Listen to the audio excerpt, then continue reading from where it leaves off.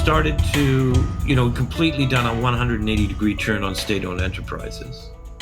Trudeau came into power on the policy that state-owned enterprises should be encouraged in Canada. As in, Chinese state-owned enterprises should be encouraged to do business in Canada. Yeah, like when CNOOC, the Chinese National Offshore Oil Corporation, took over Nexen. That was the biggest overseas acquisition in the history of the People's Republic of China. It was massive. And China was buying up these sort of, strategic spigot points in the oil patch.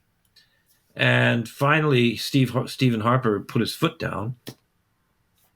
Trudeau was all for it. He said, "This is ridiculous. We should invite them in. We should have them in. Let's go."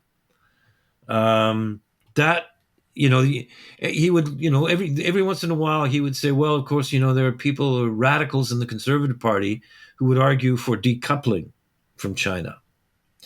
Only 2 months ago, I guess it was, Francois-Philippe Champagne, our Minister of whatever it is now, it's a big fancy title, said, we have to start thinking about decoupling.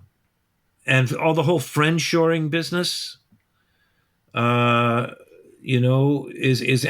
utterly antithetical to Trudeau's vision of a post-national Canada. What is a post-national Canada? Yeah. When he was elected, that's what he explained. That's what his project was, that Canada would be, a place of unlimited mobility of labor and capital, that, we weren't going to make any distinctions between, American oil companies started by some roughnecks in Utah and, the overseas acquisitions arms of the Chinese Communist Party, that Canada had no core identity, that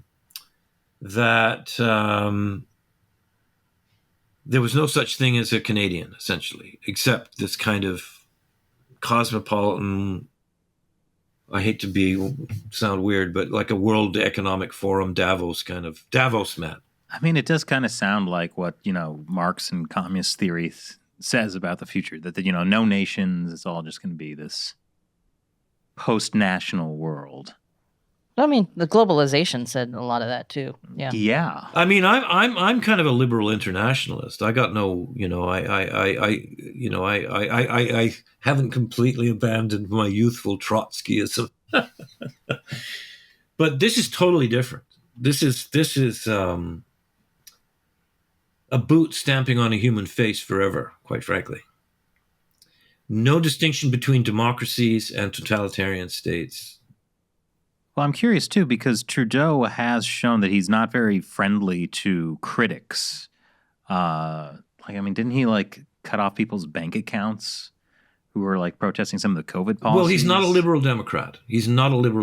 That's the other thing that people really have to understand about. Well, a good question. Davos man. He's Donald Trump with nice hair. Oh, my gosh. I mean, he is and he isn't. I mean, there's certain subtle differences, but he's never. I mean, like Donald Trump, he's never met a dictator that he didn't like,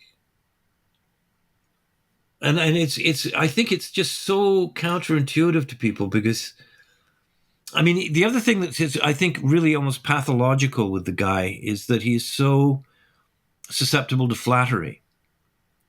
There's a terrible weakness. And of course, when you're made the target of a long-running influence campaign, designed and structured by the United Front Work Department. So that's what's going on up here, guys. Fun. Well, I mean, I want to go back to something you mentioned a little bit tangentially earlier, was that you feel like the security agency in Canada is saying, we're going to break the law to actually expose this to the Canadian people. Do you think that, given the Trudeau government's reaction to all this stuff, this is going to continue to happen? I do. And I also think the other thing that's going to continue to happen, I should say, too, that the analyses and the briefings that have been making the rounds are classified and as secret and top secret. So some of this stuff has actually gone to the other Five Eyes. Some of the stuff has gone to the Americans, of course, and interestingly, the Germans and the Japanese as well. This stuff is getting out there. All, you know, as I say already, I think he's had his ears boxed by the Americans. They've had to say, "Look, pal, the world has changed. Disco is dead." No, it's not. Sorry. And you know, you gotta recognize, you gotta pick a side here.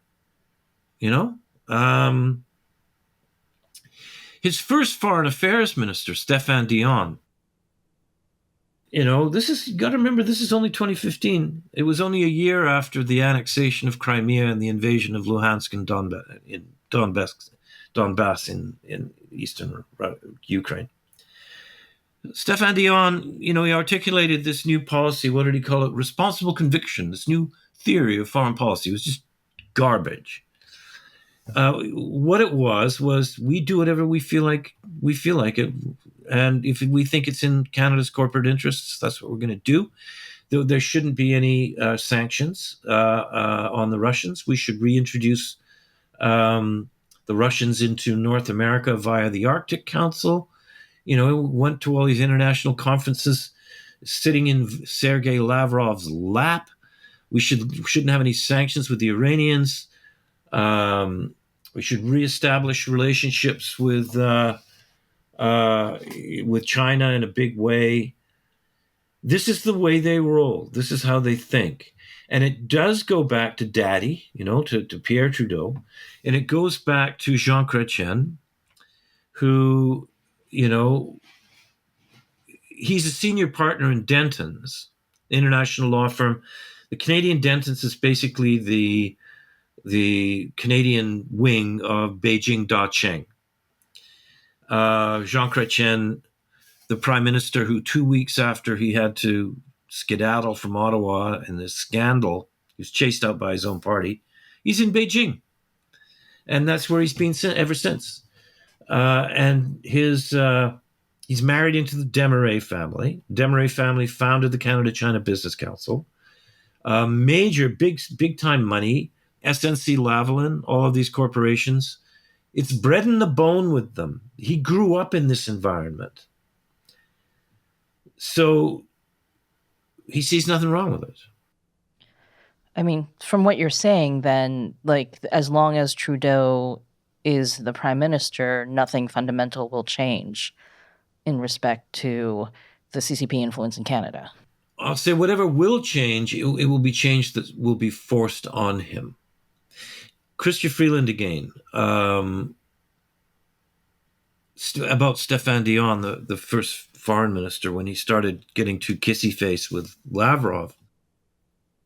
As she did with John McCallum, she said, either he goes or I go. And she took his job. And in the last couple of weeks, she has been instructing the chair and 3 board members of a bank called Wealth One Bank in Canada that they had to divest themselves of their holdings or go back to China because they were compromised by the Chinese Communist Party. And those very individuals were the guys who were organizing Justin Trudeau's Cash for Access soirees with senior liberal donors and Chinese billionaires in 2016. So she's intervening there too.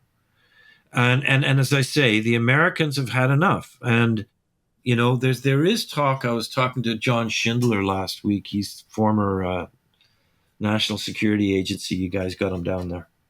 Teacher at the Naval War College.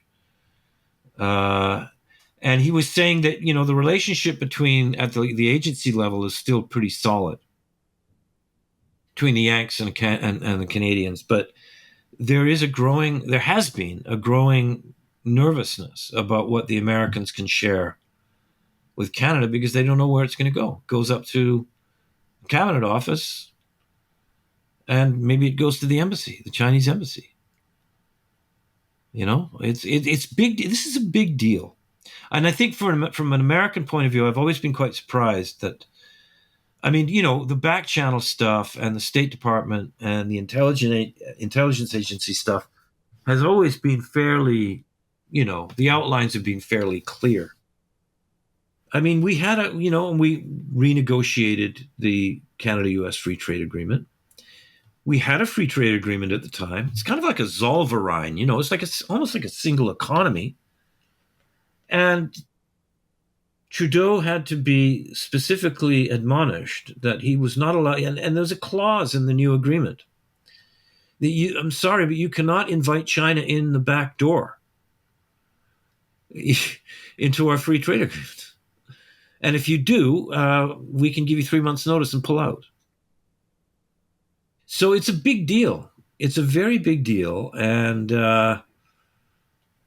I know the Americans, the kind of, this deep State Department guys, and certainly the Biden White House have had it. It's all been very, it's all very well and good until someone puts an eye out, sort of an attitude. Or, you kids upstairs, it's time to pipe down and go to sleep. I really do think that he will get away with as much as he is allowed to get away with. It's very, very difficult to determine whether or not he's actually changed, genuinely changed, or grown, or woken up after everything that Beijing has done to us and all the humiliation over the last 5 years.